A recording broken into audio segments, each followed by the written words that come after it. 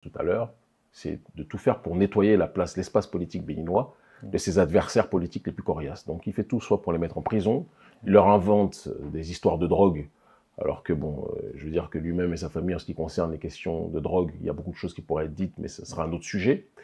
Et il l'a fait avec Sébastien Djavon notamment. Et il est aussi bon pour coller des affaires dérangeantes ou créer des affaires de toutes pièces vis-à-vis de personnes qui leur posent des problèmes de fond. Lorsqu'il y a eu la crise entre le Bénin et le Niger, cette crise, il faut comprendre d'où elle part. Nous avons contribué à faire partir l'armée française, que nous considérons comme plus que jamais une armée néocoloniale, qui n'a rien réglé, mais qui a contribué à empirer les choses. Il est important qu'on dise qu'il n'y aurait pas de crise au Sahel s'il n'y avait pas eu d'abord la guerre civile algérienne et la naissance de ces groupes dits takfiri pour certains ou djihadistes, l'assassinat de Kadhafi, voulu par la France et les États-Unis, opéré, perpétré, commandité par ces derniers, qui a contribué complètement donc à déstabiliser le Sahel. Et donc on a des présidents qui sont tellement analphabètes géopolitiquement qu'ils en arrivent à appeler la force qui a causé la déstabilisation du Sahel, et ils appellent ces derniers pour les aider à lutter contre le feu qu'ils ont eux-mêmes allumé. Bienvenue sur Alafia Média. Ici, nous diagnostiquons l'actualité, critiquons le système économique et social en Afrique pour proposer des solutions pour la reconstruction et le progrès durable en Afrique. Parce que l'Afrique a tout pour réussir. À tout de suite.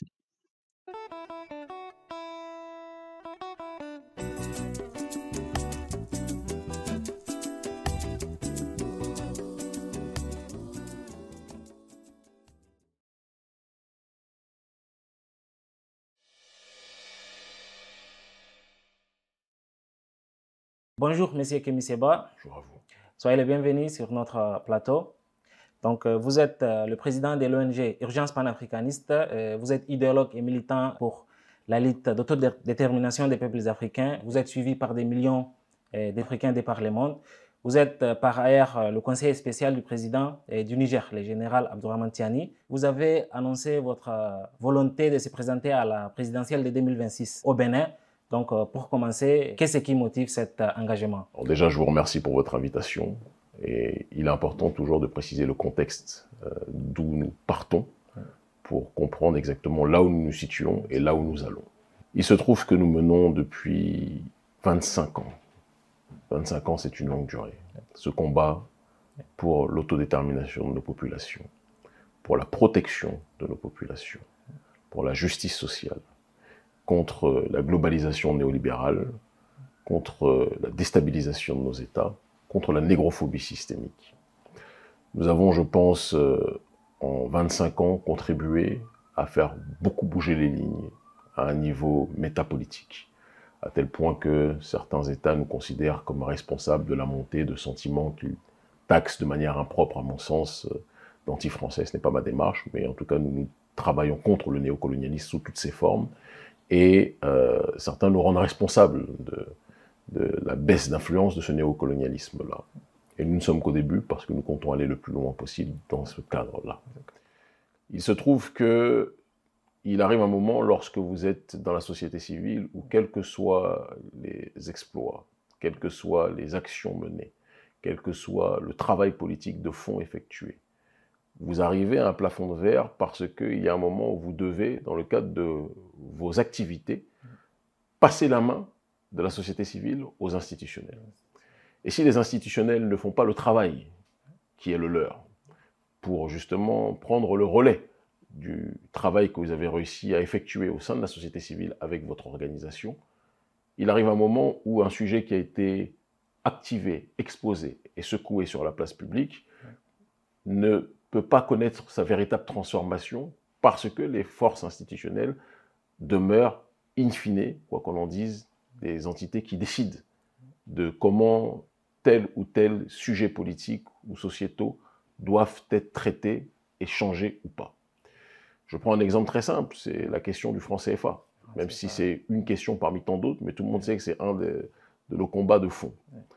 On a bougé de manière historique au XXIe siècle à travers une mobilisation transnationale simultanée dans plusieurs pays que l'ONG Urgence panafricaniste a effectuée en fondant, en initiant le Front anticolonialiste français en Afrique, le Front anti-CFA.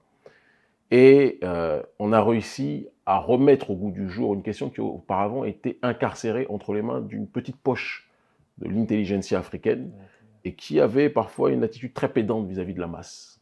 On a rendu, dans cette dimension gramscienne, intelligible la question de la souveraineté monétaire pour des millions de gens. Nous nous sommes battus pour cela et les présidents devaient prendre le relais. Ils ne l'ont pas pris. Et des exemples comme la question du franc CFA, sur laquelle nous militons, ce sont des exemples, il y a des exemples multiples sur les questions de justice sociale, sur les questions d'écart de richesse spectaculaires dans nos pays, où on dit parfois que nos pays connaissent une croissance, on reviendra peut-être sur ces questions par la suite, mais c'est une croissance artificielle qui ne profite en réalité qu'à une minorité. On nous fait croire par exemple dans mon pays le Bénin, et c'est le même exemple qui est effectué en Côte d'Ivoire, et ça c'est l'agrégé en économie, l'un de nos conseillers sur les questions économiques, le professeur Mamadou Koulibaly, ancien président de l'Assemblée nationale, qui le précise et qui le montre très bien. Il y a eu, soi-disant, des données qui ont été rendues publiques présentant une croissance économique exponentielle de mon pays, par exemple le Bénin. Sauf que ceux qui étudient, et c'est ce que nous rappelle le professeur Mamadou Koulibaly, la situation, savent que ce PIB n'est pas en adéquation avec aujourd'hui véritablement la richesse au sens individuel du terme de nos citoyens, de nos populations. Pourquoi? Qu'est-ce qui s'est passé? Il y a eu ce que l'on appelle une manipulation statistique par le biais de ce que l'on appelle le rebasage. Qu'est-ce que le rebasage? C'est incorporer des données liées à des métiers dits informels qu'on ne peut pas quantifier, qu'on ne peut pas mesurer, d'accord? Rajouter cela pour gonfler quelque part le taux de croissance du produit intérieur brut, pour attirer les investissements, d'accord, des institutions internationales et bien évidemment surtout aussi des entreprises et des États occidentaux, de telle sorte qu'on ait l'impression que tel pays ou tel pays est un bon élève en réalité sur le terrain économique. Normalement, dans des pays comme ceux-ci, s'il y a une augmentation du PIB aussi spectaculaire, chaque individu, chaque citoyen, ou en tout cas la population dans son ensemble, devrait avoir une amélioration de ses conditions de vie extrêmes. Or, il y a un appauvrissement spectaculaire d'une majorité de la population. On parle de plus de 60% de la population qui n'a pas accès à l'électricité dans nos pays. On nous met en avant le fait qu'il y a une construction massive de routes, d'infrastructures, mais si ces infrastructures ne servent pas à créer de la richesse réellement pour la population, de quoi s'agit-il? Si ces infrastructures ne servent pas à ce que la population puisse se nourrir, et puisse se détacher justement de ce problème de pauvreté et de faim qui est globalisé dans nos pays. À quoi cela sert-il? Le Bénin réel, mon pays, ce n'est pas le Sofitel. Contrairement à la propagande que nos dirigeants essayent de faire croire en invitant quelques influenceurs où on va faire la promotion, la publicité dans les grands hôtels de notre pays, mais la majorité de la population crève, vit dans des situations extrêmement difficiles. Et je ne peux pas être dans une démarche de lutter contre le néocolonialisme, contre l'injustice sociale, sans me préoccuper de fond en comble de ces réalités. C'est la situation qui nous a poussés, de manière générale, à rentrer sur ce processus institutionnel. De l'Afrique à l'Europe, aux Antilles, aux Amériques, vous êtes présent dans la scène et connu dans la scène politique depuis plus de 20 ans. Est-ce que cette volonté de se présenter à la présidentielle était un projet de longue date ou bien une nécessité de l'ère? Je pense que c'est venu graduellement. Et comme je le disais dans mon propos introductif, le fait que je sente que les efforts que nous effectuons à l'échelle de la société civile n'étaient pas suffisamment pris en considération par les puissances décisionnaires, nous a poussé à nous dire que si on attend que ceux qui doivent faire en haut le fassent, on risque d'attendre longtemps. Et l'adage de notre ONG, Urgence panafricaniste, c'est ce que les élites africaines ne font pas pour le peuple devra le faire lui-même. Eh bien, c'est dans cette réalité-là, dans cette logique de transformation, osons inventer l'avenir, comme le disait le président Thomas Sankara, il est important que nous nous préoccupions de comment rendre nos décisions et nos actions encore plus efficientes à un niveau supérieur. Vous avez déclaré votre candidature. En cas de blocus, comment compteriez-vous vous y prendre? Et ceux qui nous connaissent stratégiquement savent que nous sommes très loin d'être naïfs et que cette annonce est un processus là aussi d'ingénierie sociale pour propager une idée, pour propager un message. Nous sommes des guerriers idéologiques. Nous sommes de l'école gramscienne sur cet aspect-là en tout cas. Et notre objectif est d'imposer dans le débat politique béninois un autre point de vue que le point de vue tyrannique qui est aujourd'hui opéré au sein de notre pays. Aujourd'hui, si vous n'êtes pas dans la dimension, dans l'école du président Patrice Talon, l'école politique du président Patrice Talon, vous êtes soit en prison, soit en exil. Aucune autre voix dissonante aujourd'hui n'est tolérée. C'est important qu'on le dise. La plupart des opposants sont persécutés, pour ne pas dire la quasi-totalité des opposants réels le sont. Nous avons déclaré qu'il y a plusieurs options. La première, même si nous sommes très loin d'être naïfs, et nous savons que pertinemment il y a bon nombre de nos partisans au sein de la section jeunesse du Parti démocrate du président Yahi Boni, d'accord, l'ancien président Yahi Boni. Nous savons que nous avons beaucoup de partisans en son sein, mais nous savons aussi qu'à l'intérieur du bureau national du parti, il y a énormément de gens qui sont des tenants de la France-Afrique. C'est connu de tous, et ça nous a d'ailleurs été reproché lorsqu'on a tendu la main à ce parti. Mais si on ne le faisait pas, certains auraient dit qu'on n'aurait pas émis cette possibilité d'aller dans ce cadre électoral, quel que soit ce que nous en pensions intérieurement. Donc il fallait pour la forme, en tout cas, que nous le fassions. Et après, nous laissons témoin la population par rapport à la démarche qui est la nôtre. La deuxième option, c'est créer une coalition beaucoup plus élargie, des forces d'opposition réelles, d'accord, qui sont exclues du jeu politique, parce qu'on est dans un pays aujourd'hui où le président Patrice Talon a créé, et son système, son oligarchie, a créé un code électoral qui sélectionne les opposants qui peuvent concourir au jeu politique. En gros, c'est comme si vous avez un adversaire qui sélectionne ceux avec qui il veut combattre, et les plus dangereux de ses adversaires, il ne leur permet même pas de monter sur le ring de boxe. On est dans un jeu truqué, de A à Z. Il y a les partis qui sont validés par le président Patrice Talon, qui sont ses partis, d'accord, puisqu'il exige maintenant que vous soyez porté par un parti pour aller aux élections, alors que lui n'a pas eu cette règle qui lui a été imposée quand il est allé au processus électoral présidentiel en 2016, c'est important qu'on le dise, tout comme le président auparavant Yahi Boni et les autres, on ne leur a pas imposé cette réalité-là, mais lui il impose parce qu'il verrouille le jeu. Il ne veut pas, à cause des investissements et de contrats juteux financiers qu'il a et qu'il est en train de passer aujourd'hui et qu'il a passé, il ne veut pas que le butin lui échappe. Et tôt ou tard, il faudra peut-être être dans une logique de pouvoir étudier et analyser comment il a pu établir sa fortune, parce qu'on ne peut pas parler dans un pays pauvre d'une pauvreté extrême de la population sans analyser comment l'un des membres de la population a pu se faire sa fortune par décret, parce que c'est par décret qu'il est devenu milliardaire, et comment il a pu faire développer son économie en prospérant dans un pays qui est complètement appauvri. Ça, c'est quelque chose qu'on devrait être capable d'étudier tôt ou tard.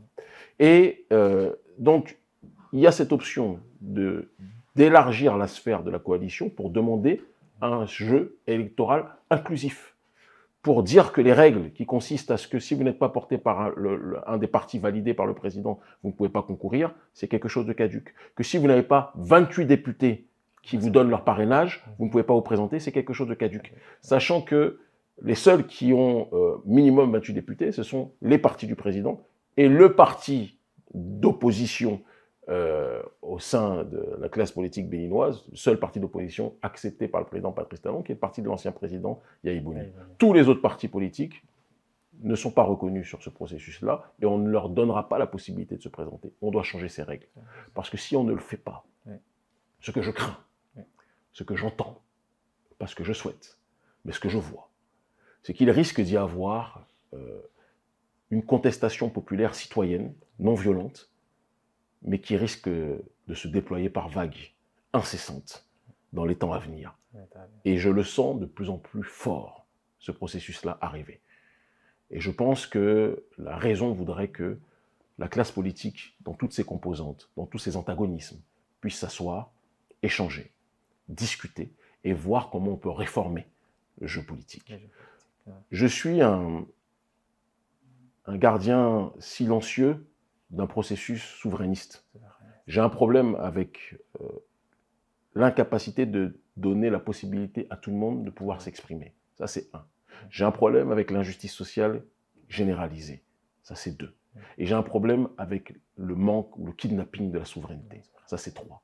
On est dans un pays aujourd'hui qui a bradé sa souveraineté, qui l'a livré aux intérêts français, le président qui a le plus consolidé les liens dans le cadre de la France-Afrique depuis la période des prétendues indépendances, c'est le président Patrice Talon.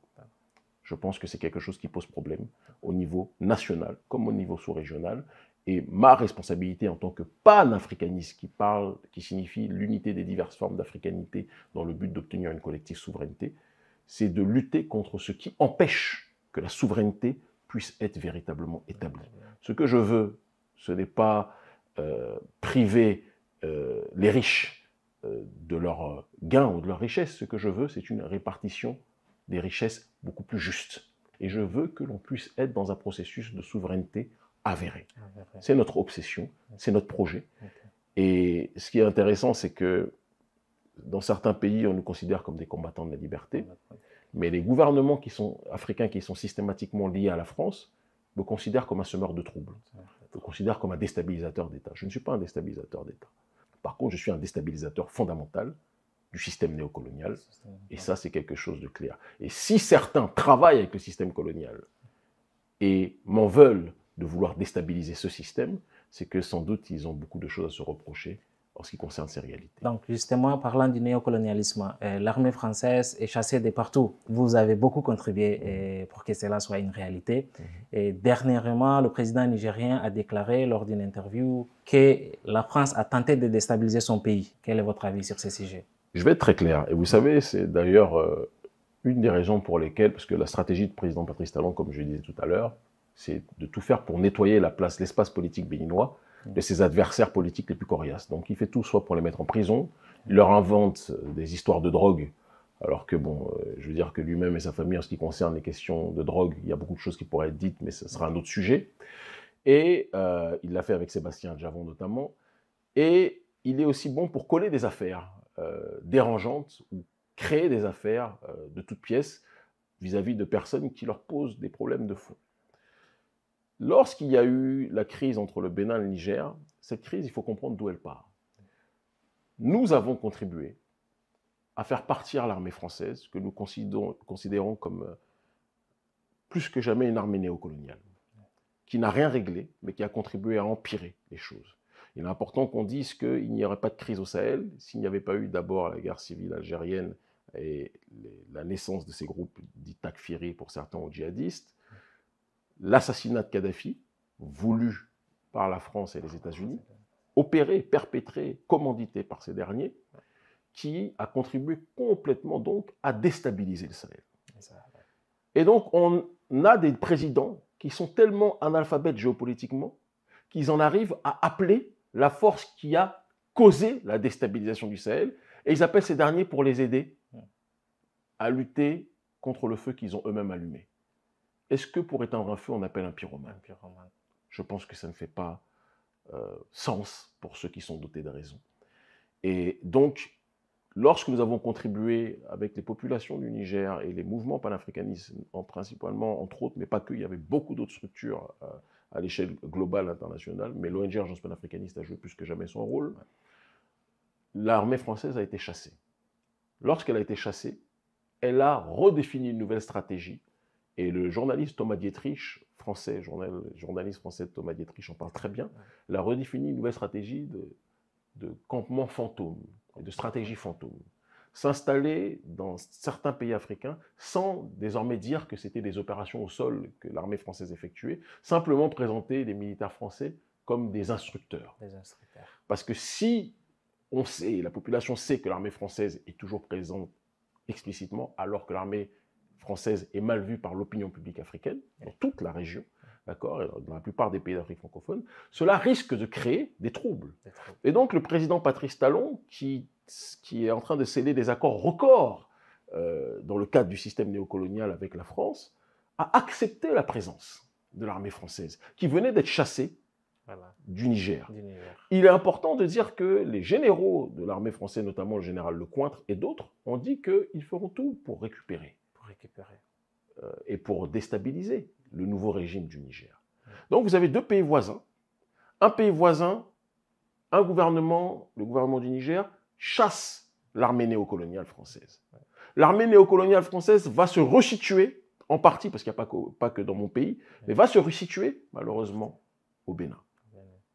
pas par volonté des Béninois, pas par volonté de l'armée souverainiste béninoise, qui est une armée extrêmement courageuse et digne, mais par la volonté du gouvernement néocolonial béninois, d'accord, et de ces corrompus qui siègent en son sein.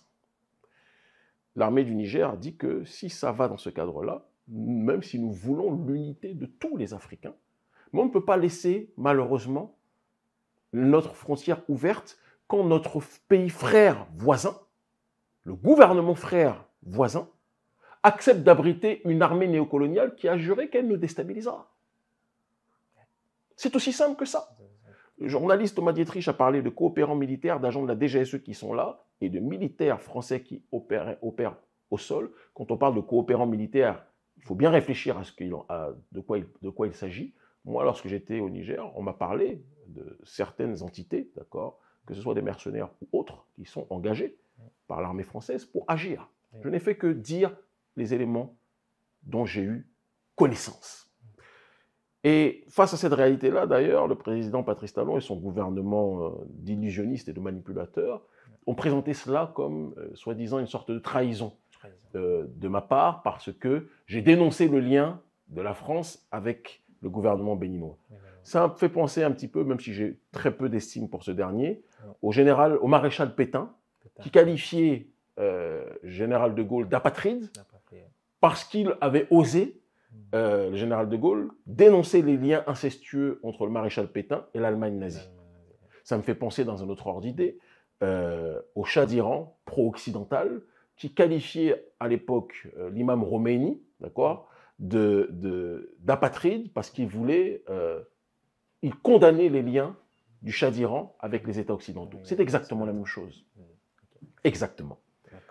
Moi, mon obsession, c'est que mon pays redevienne souverain. C'est que l'armée béninoise puisse être respectée pour ce qu'elle est.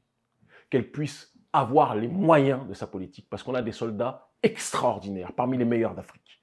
Malheureusement, ils sont infantilisés. On met à leur tête les militaires français qui mènent un travail pour leurs propres intérêts, pas pour le nôtre.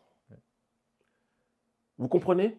Et donc, je fais partie de ceux qui ont, de part et d'autre, que ce soit au Niger ou au Bénin, exprimé leur tristesse de cette situation des frontières fermées. Mais je fais aussi partie de ceux qui sont lucides sur les raisons qui font que cette frontière est malheureusement fermée. Tant que le gouvernement de mon pays décidera d'abriter des militaires français, comme l'a précisé le journaliste Thomas Dietrich, on se retrouvera dans une situation d'un imbroglio politique parce que l'armée française a dit qu'elle veut déstabiliser le gouvernement nigérien. Donc c'est une situation sur laquelle on est obligé de prendre considération, on est obligé d'en tenir compte, et la seule solution pour que cette situation change, c'est que le régime du président Patrice Talon, qui a pour obsession de plaire en toutes circonstances au gouvernement français, c'est que ce régime de Patrice Talon finisse par partir et qu'un autre régime beaucoup plus souverainiste le remplace.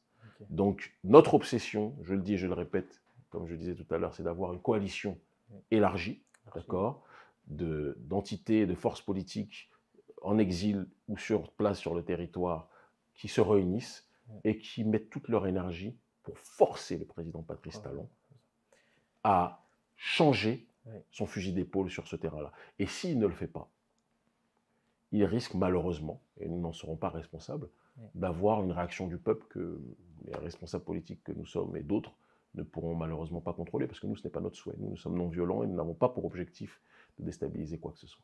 Parlant de la politique béninoise, on a constaté ces derniers temps une censure venant des autorités sur les médias. Donc, que pensez-vous de cette situation? Je pense que c'est la stricte continuité d'un processus de censure qui a été établi par le président Patrice Talon depuis son arrivée au pouvoir. Il a censuré toute opposition. Il a censuré toute voix de contestation. Il a censuré toute opinion divergente. Tant que c'était des politiciens, ça ne dérangeait pas toute la population. Ça a commencé après par être la fermeture de médias. Gulf TV, Africa, qui est un média dans lequel j'étais journaliste politique, et chroniqueur, a été fermé.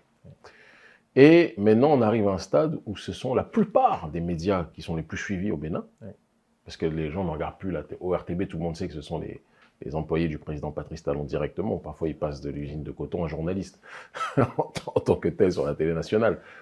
Il n'y a aucun média libre. C'est plus un média d'État, c'est un média du clan Talon. Comme ça se passe malheureusement trop de fois dans nos pays. Lorsqu'un président arrive au pouvoir, c'est comme ça que ça se déroule.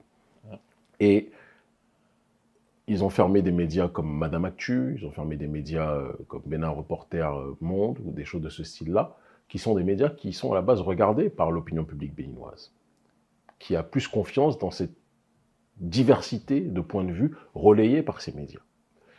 On les force à se, soi-disant, conformer au nouveau code de déontologie numérique, etc., qui sous-entend ils doivent rentrer dans les petits papiers du régime et faire exactement ce que le régime veut qu'ils fassent. Et comme par hasard, on les ferme au moment où il y a un procès qui est un procès guignolesque de l'ancien meilleur ami du président Patrice Talon qui voulait se présenter et qui a été accusé opportunément de coup d'État. C'est entre eux. Mais il y a une réalité qui est factuelle, c'est que le président Patrice Talon ne voulait pas qu'on parle de ce coup d'État. Il ne voulait pas qu'on parle de cette situation-là parce que si le peuple découvre ce qu'il en est, il comprendra que ce n'était peut-être pas un coup d'État, mais que peut-être son meilleur ami voyait lui-même, comme la plupart des gens qui sont autour du président Patrice Talon et qui ont fini par le quitter, parce que c'est aussi ce qui s'est passé, c'est aussi la réalité, que Olivier Boko voulait apparemment changer le code électoral lui aussi et s'apprêter à mobiliser des gens pour le faire. Et le président Patrice Talon, ayant appris cette réalité, quand on veut tuer son chien, on l'accuse d'avoir la rage, il a décidé de présenter ça, de maquiller ça en coup d'État pour clore le débat, parce qu'il ne veut pas qu'il y ait une réforme du code électoral. Et dans le même temps, ces mêmes médias faisaient partie de ceux qui relayaient l'opinion aussi bien de nos partisans que de nos détracteurs. C'est important qu'on le dise. Mais le président Patrice Talon n'aime quand il n'y a que les détracteurs de ses opposants. Il n'aime pas quand on entend aussi les partisans de ces derniers. Donc, pour moi, il n'y a rien de surprenant. Et je pense qu'il faut que les Béninois, dans leur ensemble, finissent par se poser la question, pendant combien de temps vont-ils accepter d'être traités comme des biens meubles que l'on peut censurer, que l'on peut maltraiter, que l'on peut usiter comme des préservatifs usagés éternellement. Parlant des relations avec le Niger avec le Mali et le Burkina, dans le cadre de l'AES, ont instauré une force unifiée de 5000 hommes et ont mis en circulation un passeport commun. Donc, si vous êtes élu président en avril 2026, soutiendrez-vous l'idée d'intégrer cette confédération? Il est vital, à mon sens, que le panafricanisme se matérialise. Et pour que ça se matérialise, c'est qu'on doit transcender la logique des micro-États qui a été décidée par la puissance coloniale, par les puissances coloniales, lors de la conférence de Berlin en 1884 et 1885. Quand vous voyez l'Union européenne, eux-mêmes ont compris, mais c'est une Union européenne qui n'est pas celle des peuples, mais une Union européenne de l'oligarchie néolibérale, convenons-en, mais ils ont compris que s'ils ne s'unissaient pas, ils ne pourraient pas tenir dans ce concert des nations. Les États-Unis d'Amérique, comme leur nom l'indique, ils ont compris qu'ils étaient obligés de s'unir pour avancer. Les Émirats arabes unis, ils ont compris que si ces Émirats ne s'unissaient pas, ils ne pourraient pas peser. Quand vous voyez la Chine, c'est une addition d'anciennes provinces, en réalité. Quand vous voyez la Russie aujourd'hui, qui est un État gigantesque, c'est une addition de plusieurs populations et d'anciens, plusieurs royaumes, en réalité. C'est important qu'on puisse dire ces éléments-là, sinon on ne pourra pas comprendre la chose. L'Inde, c'est une addition de plusieurs États. Donc nous sommes obligés en Afrique d'aller, qu'on le veuille ou pas, par cette voie. Malheureusement, l'Occident a toujours compris cette nécessité de diviser pour régner, en graissant la patte de certaines entités, en les poussant pour agir tels des roitelets, qui empêchent la fondamentale transnationale unité des peuples, pour ne s'occuper que d'un petit précaré qui donne accès à des facilités pour les nations occidentales. Je pense que si on ne va pas dans cette perception-là, on ne pourra pas comprendre dans quelle direction nous allons. Donc, moi, mon objectif, sans avoir besoin de trop en dire, c'est que nous nous approchions de l'État fédéral. Et ça passera par plusieurs processus. Et il est évident que l'Alliance des États du Sahel est un exemple de panafricanisme du peuple. Ça ne veut pas dire que tout est parfait. Il y a beaucoup de choses qui doivent être améliorées. Et on doit avoir le courage de le dire aussi, d'accord ? Mais c'est une grande source d'espérance pour des millions et des millions et des millions d'Africains. Partout où je vais dans le monde, c'est le retour que j'ai. Et je pense que le Bénin, s'il accède à sa souveraineté réelle, à sa véritable indépendance, s'il coupe les liens avec la puissance néocoloniale que nous connaissons, peut devenir une pièce maîtresse dans ce jeu géopolitique qui bénéficiera au peuple d'Afrique et qui bénéficiera évidemment à l'AES. À l'AES. Donc vous avez parlé du panafricanisme populaire. Donc vous faites partie de cette lignée panafricaniste garvéiste. Oui, on peut le dire très clairement. Exactement. Donc pensez-vous que l'AES pourrait être un point d'ancrage pour ces panafricanismes-là, le panafricanisme populaire? Je pense qu'il faut qu'on puisse regarder les choses de manière même beaucoup plus large. Parce que l'AES, je le dis, est un laboratoire de ce qui se doit d'être fait de manière prospective dans les prochaines années. Recouvrir sa souveraineté, prendre le temps de se reconstruire, prendre le temps de redéployer un nouveau schéma de société, d'accord, sur le terrain économique, sur le terrain sociétal, sur le terrain culturel, et sur le terrain aussi diplomatique et géopolitique, géostratégique, sur le terrain aussi de la géopolitique des minerais. Ça, c'est des ressources minières, c'est important qu'on puisse le dire. Mais tous les pays ne sont pas sahéliens. Donc, tous les pays africains ne sont pas sahéliens.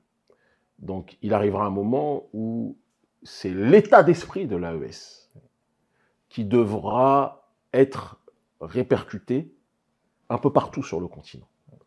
Et donc, moi, ce qui m'intéresse, c'est que l'état d'esprit de l'AES puisse être établi en Afrique centrale, en Afrique de l'Est, en Afrique de l'Ouest, en Afrique australe, dans toutes les zones, et en Afrique du Nord, si nécessaire, dans toutes les zones où l'autodétermination doit plus que jamais être reconquise. C'est l'état d'esprit qui est le nôtre, et en ce sens-là, l'AES est un signe, est un symbole extraordinaire d'espérance. C'est dans cette logique-là que nous nous situons, et c'est dans cette logique-là que nous avançons. Nous ne sommes pas en train de dire que les 54 pays du continent africain devront être membres de l'AES. Ça ne fera pas sens, puisque l'AES correspond à une réalité aussi géographique. Mais l'état d'esprit que définit l'AES doit être quelque chose qui doit contaminer le continent africain et l'Union africaine dans sa globalité, qui elle-même aussi, tôt ou tard, devra être réformée. Donc, on avait parlé du panafricanisme. Ce mouvement est né, ou bien, disons, grandi dans la diaspora. Tout à fait. Donc, par exemple, en Europe, actuellement, on voit la montée de la droite. Est-ce que cette situation aurait d'impact ou bien d'effet sur le combat que vous menez? On peut même dire la montée de l'extrême droite. De l'extrême droite. On peut le dire. Et une extrême droite très, très pro-israélienne, très atlantiste aussi. Même si elle a parfois aussi, c'est important qu'on le dise, des sympathies avec la Russie. Disons-le. Il y a une ambivalence sur ces questions. Nous, notre logique est très simple. Le monde, il est en train de changer. Le progressisme tel qu'il s'est déployé avec l'effondrement du mur de Berlin et la montée du néolibéralisme sur le terrain économique s'est accompagné d'un néolibéralisme sociétal qui a fini par devenir quasi hégémonique en Occident et dans les nations qui sont contrôlées par cette région. Mais on arrive aujourd'hui à la fin d'un cycle et la fin d'un temps. Le néolibéralisme a connu un tel excès et une telle apogée qu'on arrive maintenant à une séquence où c'est la réaction à ce néolibéralisme sociétal qui est en train d'apparaître dans l'opinion publique mondiale.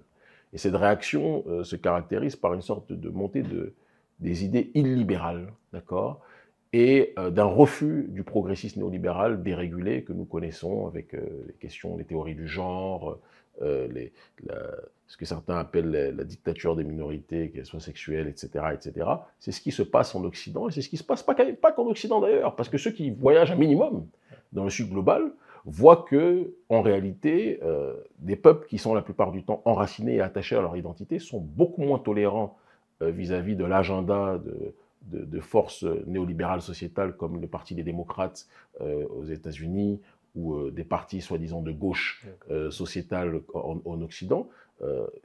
En Afrique subsaharienne, en Asie et dans le monde arabe, les gens ne sont pas très partisans de ce genre d'idées-là, qui sont considérées comme des idées profondément néocoloniales occidentales. C'est important qu'on le dise, même s'il peut y avoir un juste milieu dans la réflexion. Et je pense que les Africains qui lisent Le Monde et c'est souvent parmi l'élite africaine cooptée par l'Occident, qui lisent le monde à travers les lunettes de l'Occident, à travers un progressisme néolibéral sur le terrain sociétal caricatural, qui pense qu'on est encore, il est encore à la mode de parler des questions d'intersectionnalité, entre des questions de genre sexuel, des questions d'identité ethnique et tout ce qui s'ensuit. Ces gens-là vont se réveiller brutalement s'ils ne comprennent pas que le monde auquel ils se sont accrochés, parce que le problème c'est que beaucoup d'Africains sont toujours dans une logique de copier ce qui se fait ailleurs, mais ne voient pas que ce qu'ils copient, ce qu'ils ont copié est déjà périmé et qu'on est dans un autre logiciel vis-à-vis des entités qui sont en train de copier. Nous devons rester focalisés sur nos réalités, parce que nous avons vocation à nous situer dans le monde en fonction de nos propres perspectives, en fonction de notre propre vision. Dans mon dernier ouvrage, Philosophie de la panafricanité fondamentale, je parle d'une dichotomie entre le monde moderniste et le monde traditionnel. Il y a le monde des peuples enracinés dans leur identité, considérés comme primitifs par l'oligarchie occidentale, et il y a le monde récent, le monde qui vient d'arriver, qui se croit hégémonique, mais qui est un nouveau-né, en réalité, pour les peuples premiers, qui est le monde moderne, entre guillemets, le monde occidental. Il ne s'agit pas de faire une opposition entre la modernité, qui est présente partout dans le monde, et le monde traditionnel. On peut très bien traiter de la modernité avec excellence, tout en étant enraciné dans son identité. La Chine en a un exemple extraordinaire. La Turquie, dans un autre ordre d'idée, en est aussi un exemple magnifique. Et il y a d'autres pays, la Russie ou d'autres, sont dans ce cadre-là, où se mélange avec intelligence l'enracinement, la tradition avec un T majuscule, et maintenant des réalités de modernité. Mais il y a une différence entre ce juste milieu, cet équilibre-là, et la dictature de la modernité et le mépris de ce qui est traditionnel et ce qui est enracinement. Ce qui caractérise aujourd'hui, qu'on le veuille ou pas, l'Occident. Et c'est pour cela aussi qu'à la tête d'un pays comme les États-Unis, il y a aujourd'hui eu l'élection de quelqu'un comme Donald Trump, qui sonne comme la fin de la récréation de ce néolibéralisme sociétal qui avait fini par conquérir trop d'espace au sein des élites. Donc l'Afrique doit se tenir prête, parce que nous sommes aujourd'hui à un carrefour des civilisations, un carrefour des enjeux géopolitiques. Et les peuples occidentaux, les peuples du Nord global sont en train de se braquer, de se radicaliser. Et le Sud global va devenir un réel ennemi. Il l'a toujours été en réalité, mais il va l'être plus qu'il ne l'a jamais été auparavant. Et si nous, on est dans une volonté d'être citoyens du monde, alors qu'eux sont citoyens de leur monde, mais n'ont pas décrété qu'on était citoyens de leur monde à eux, ça ne va pas aller. Il faut qu'on soit citoyens de nos mondes et qu'on fasse en sorte que nos mondes puissent compter. C'est la réalité dans laquelle nous sommes. Quand on a un Donald Trump qui dit « America first », il faut que les Africains soient capables de dire « l'Afrique d'abord », d'accord ? Et que notre peuple soit notre peuple priorisé, nos peuples soient priorisés, où qu'ils soient installés. Ça doit être nos réalités. Vous avez dit que l'Occident est en train de se braquer. Est-ce que cela n'est pas une opportunité pour les Africains? Une opportunité historique, c'est exactement ce que je dis. C'est une opportunité historique pour nous de comprendre que si ceux dont on mendie l'amitié ont décidé plus que jamais de nous tenir à l'écart de leur réalité, c'est une occasion pour nous, suivant l'adage qui dit de l'exclusion d'un homme par l'autre naît la volonté pour l'homme exclu, de se constituer sa propre puissance. C'est dans cette logique-là et cette orientation idéologique et politique que nous nous situons. Donc, prenons cette séquence historique comme une chance, en nous rappelant que l'Africain n'a pas d'amis. Le seul messie de l'Afrique, c'est l'Africain et l'Africaine eux-mêmes. D'accord. Question d'actualité. Dernièrement, on suit l'évolution de la crise dans l'Est de la République démocratique du Congo. Donc, le groupe rebelle M23, soutenu par le Rwanda, selon plusieurs sources, dont les Nations Unies, donc, mène une offensive sanglante dans l'Est de la RDC. Que pensez-vous de ces sujets? Quelle issue possible pour ces On est face à un processus néocolonial, encore une fois, qui s'appuie sur le pillage de nos ressources et qui s'appuie aussi sur une géopolitique des ethnies et des tribus dans ces sous-régions-là. Le colon a appris à étudier parfois nos peuples mieux que nos peuples se sont étudiés eux-mêmes. C'est une réalité. Il a étudié les antagonismes qui existaient entre certaines entités. Il a joué des douleurs de part et d'autre pour avancer son propre agenda. On a aujourd'hui Paul Kagame qui a été érigé par les néolibéraux en symbole d'un panafricanisme. On n'était pas au courant, parce que le panafricanisme, normalement, c'est l'unité des diverses formes d'africanité, et pas génocider une partie de ces mêmes africanités. Mais Paul Kagame est soutenu par les États-Unis, soutenu par les nations occidentales, il faut qu'on ait le courage de le dire, et c'est pour ça qu'il se sent depuis le départ si libre de faire ce qu'il veut et d'agir comme un shérif, comme il le fait depuis tant d'années, en réalité, dans la sous-région. Et pas simplement comme un shérif, mais comme un pilleur, un déstabilisateur et un génocidaire. Ce qui est un drame quand on sait ce que le digne peuple Tutsi a connu en termes de génocide. Et ce qui se passe au Kivu est sponsorisé par les multinationales occidentales. Et c'est pour ça qu'il y a eu l'opération Lumumba au Congo récemment, où une jeunesse congolaise patriotique et digne a décidé de prendre ses responsabilités parce qu'elle ne pouvait pas accepter de voir des chancelleries faire comme si de rien n'était, alors qu'elles sont celles qui back-up les activités de Paul Kagame, qui lui-même back-up avec ses soldats rwandais le M23, qui sont en train de déstabiliser la RDC. Alors, dire cela ne permettra et n'autorisera, en ce qui me concerne, jamais le sentiment qui consiste à essentialiser cette question en disant que c'est un problème de tous les Tutsis et qu'il faut faire la guerre à tous les Tutsis. Kagame n'est pas tous les Tutsis.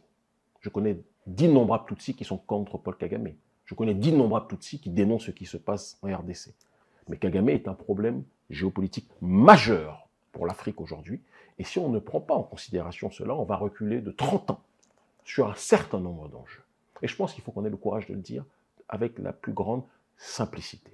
Et cela n'exonère pas non plus la classe politique congolaise corrompue, qui est à la tête du Congo aujourd'hui, qui est beaucoup plus dans la fastuosité du pouvoir, dans les simplicités de déplacement et de voyage que confère leur rôle, que dans la gestion d'un état de guerre.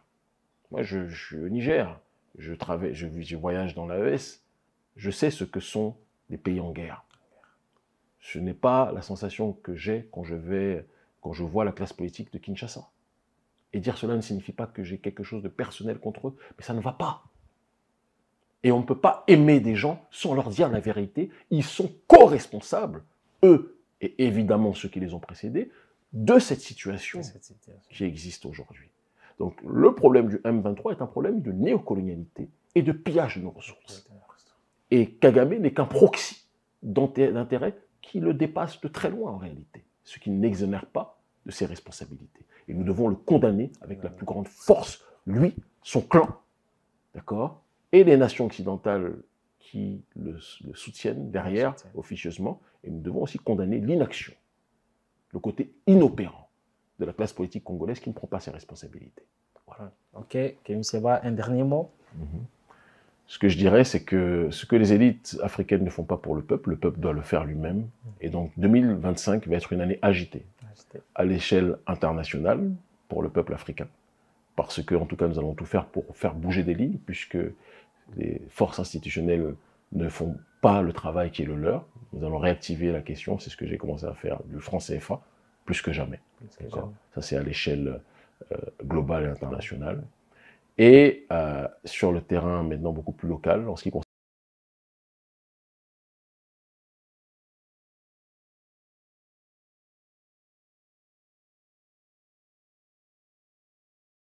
les Chinoises puissent s'exprimer, puissent être entendues, puissent être respectées, et que la justice sociale puisse devenir une réalité.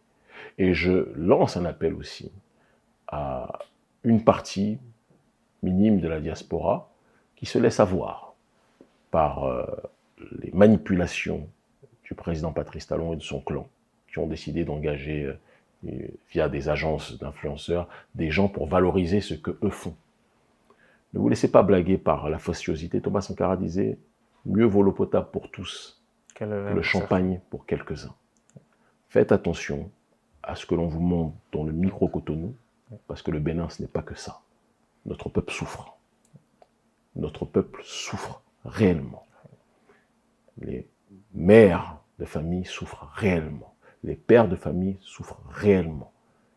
Il y a une gabegie financière d'une minorité de la population d'élite qui se gave pendant qu'une grande partie de la population crève. Et on doit avoir le courage de le dire. Sans ça, on n'ira nulle part. Le Bénin réel, c'est pas l'hôtel Sofitel. Okay. Je rappelle que vous êtes le président de l'ONG Urgence panafricaniste, vous êtes activiste influent, suivi par des millions des Africains à travers le monde, et vous êtes par ailleurs conseiller du président du Niger, le général Abdourahmane Chani, bien que vous intervenez en tant qu'activiste panafricaniste et homme politique béninois. Merci d'avoir répondu présent à notre appel. Merci à vous, merci infiniment.